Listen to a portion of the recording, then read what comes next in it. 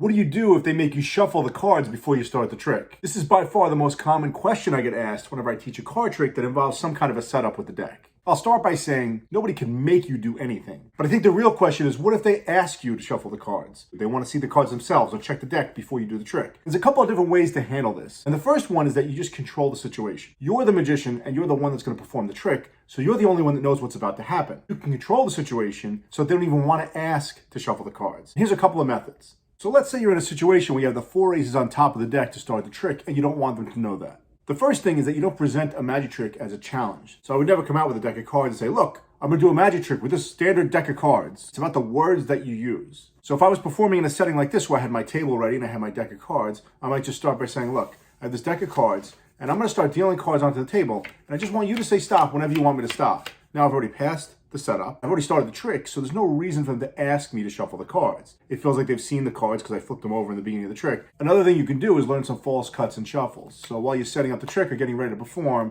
you're just going to nonchalantly, cut the cards. So you're not going to call anything out about this. You're just going to cut them. Maybe you do a different couple of shuffles maybe, and then you're going to start your trick. What's nice about these false cuts and shuffles is that without saying, hey, I'm going to shuffle the cards, you're mixing them up and they're seeing in their head that, oh, they must be mixed up. Now you still have the aces on top, but they don't know that. If you were to say, hey, look, I had this deck of cards and I'm going to mix them up, and then you start shuffling, you're doing some false shuffle, or you're keeping the 4 cards on top, they're going to notice that, right? Because they're looking for something shady about the shuffle. So if I had my cards out and somebody asked me to perform a trick, and I knew that they were already set up, let's say the aces are on top of the deck, I might do something like, all right, let me think about what trick I want to do.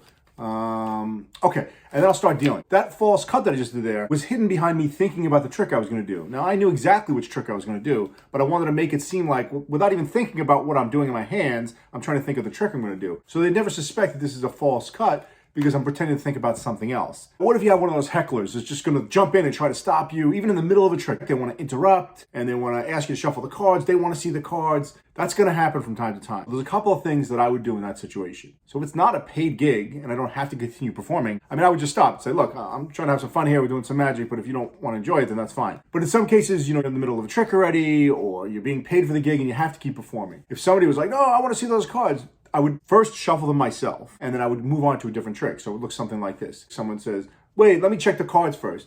Why? You don't trust me? Here, you take them. Okay, you mix them up. I do that so that there is no more setup on top of the deck now. Now I'll let them mix the cards up, and they can do whatever they want. And now I'm going to move on to a completely different trick. I'm not going to tell them I'm changing tricks. Always have a backup trick that doesn't require a setup. And now I'm going to teach the easiest backup trick that you can always be ready to do. I've taught this one on the channel before, but it's one of my favorites because it's so simple. You tell them to pick any 9 cards out of the deck and just put them into piles of 3. So they do that. They can take it from anywhere in the deck. It doesn't matter. And what's great about this trick is there's no setup, and you don't even have to know which cards are there.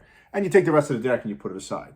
And then you're going to ask them to look at the bottom of any of the piles. So pick a pile, and then lift the pile up and look at the bottom card. So let's say they look at this one, they got the 8 of clubs, and they'll stack the 2 piles. And now you'll ask somebody else to think of any card. Just think of a card, and then they're going to name it out loud. So now 1 in 52 times, they're going to say 8 of clubs. And that's amazing, because whatever card they say, you're going to turn to the first person and say, was that your card? If they guess the right card, well, that's incredible, and the trick's over, and no one will ever believe you or know how you did it. 51 out of 52 times, that is not going to happen. So let's say this person says 4 of hearts. Is that your card? The person says, no, it's not. All right, well, I'm going to use that card, the 4 of hearts, to find your card. So I'm going to spell it out. F-O-U-R, place the rest on top. Of, O-F, put the rest on top. Hearts, H-E-A-R-T-S, I put the rest on top, and we're doing magic, so I'm going to spell magic. M-A-G-I. You stop here, you ask the person, what was your card? They say their card. You show it. Mind blown. So a lot of this is about building your confidence as a performer. And the only way to build your confidence is to perform live more. And what's the worst thing that happens? Somebody catches that you had a set up in the cards, and then you just move on to a different trick and you blow their mind anyway.